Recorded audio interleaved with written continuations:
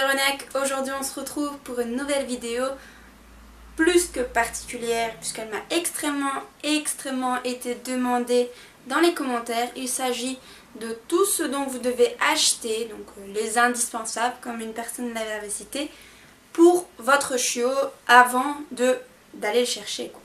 Donc on attaque tout de suite avec tout ce qu'il vous faut pour votre chiot. Alors évidemment toutes ces choses que je vais vous citer doivent être achetées avant l'arrivée de votre chiot. Si vous l'achetez après que vous allez été chercher votre chiot, il ne va pas savoir découvrir correctement son environnement et ne saura pas vraiment où il doit aller, où il peut aller, où il ne peut pas aller.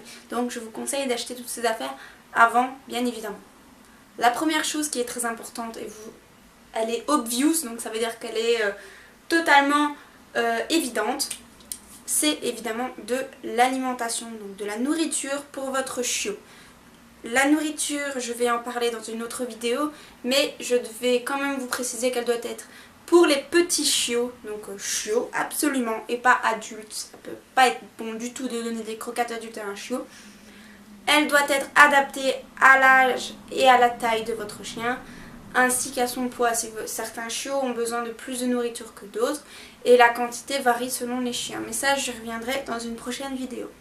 Vous aurez également besoin dans la catégorie nourriture de friandises, donc pas n'importe quelle friandise.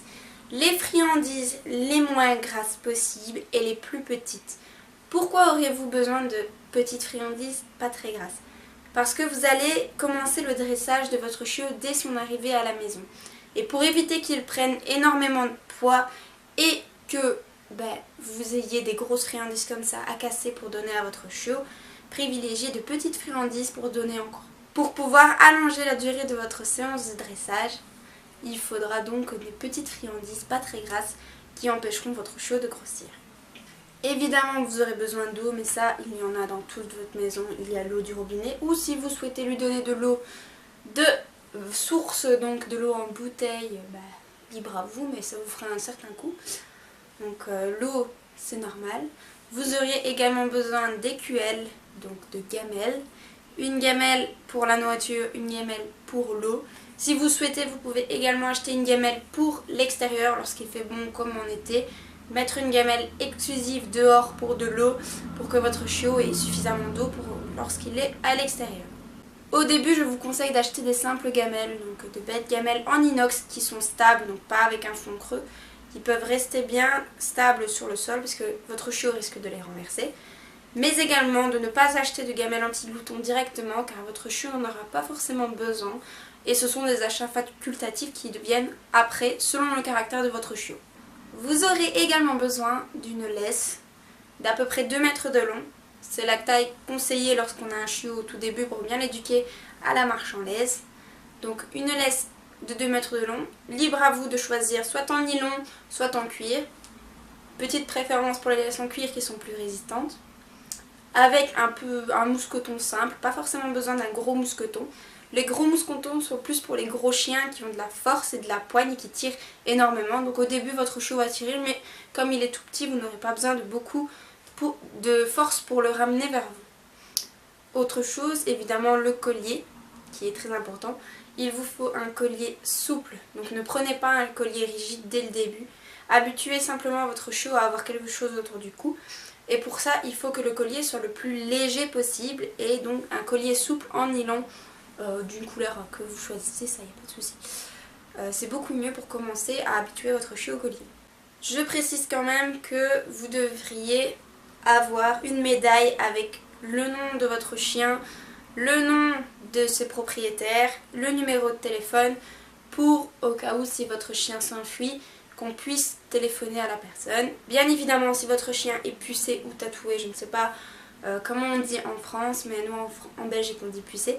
Si votre chien est pucé, c'est déjà un bon point, mais avoir une médaille c'est un point en plus. On peut téléphoner directement au propriétaire avant de téléphoner au vétérinaire. Autre chose de très importante, ce sont les brosses, les shampoings et tout ce qui est attirail pour nettoyer votre chien. Alors pour cela, je ferai quand même une autre vidéo qui concernera en gros la manière de brosser, etc. dans un point veto, mais je vais quand même vous indiquer le choix d'une brosse. Pour ce qui est de la brosse en général, vous devrez adapter la brosse à la taille du poil. Donc si vous avez un poil court comme Mio, prenez une brosse à poil court. Si vous avez des brosses à poil long, c'est pour un chien à poil long. Comme par exemple le Border Collie. Maintenant pour ce qui est des poils mi-longs, cela dépend du toucher des poils, donc c'est un peu particulier.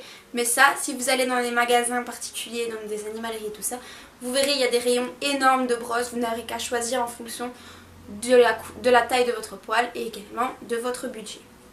Pour ce qui est des shampoings, je vous déconseille d'acheter des shampoings du magasin de grande surface. Je vous déconseille d'acheter des magasins pour chiots adultes. Il y a des shampoings pour chiots adaptés vraiment aux chiots, aux petits chiots qui viennent de naître. Et c'est vraiment important d'acheter ceux-là pour éviter tout ce qui est infection de la peau, démangeaisons, etc. Je vais quand même préciser que vous devriez avoir un matériel quand même de nettoyage de base, à savoir une raclette, des serviettes, des torchons, tout ce qu'il faut pour nettoyer au cas où votre chien fait ses besoins. Attention, il y a certains produits qui attirent les besoins des animaux, mais ça j'en reviendrai sûrement en parler dans une autre vidéo. Donc du matériel pour pouvoir nettoyer au cas où votre chien fait des bêtises. Enfin, un dernier point qui est quand même important, c'est d'acheter une cage de transport. Donc je sais que beaucoup de personnes n'en ont pas. Personnellement, j'ai fait le choix de ne pas en avoir. Mais pour certains chiens, ça doit être indispensable. Donc prenez une cage de transport qui est adaptée à la taille de votre chien et non du chiot. C'est-à-dire, je m'explique. Votre chiot au début mesurera, je sais pas moi, une vingtaine de centimètres à la base. Imaginons que c'est un chiot de dog allemand. Après, votre chien va vous arriver à la taille, voire un peu plus haut, et votre cage de transport, si vous l'achetez pour la taille de votre chiot, après il ne pourra plus rentrer dedans. Pour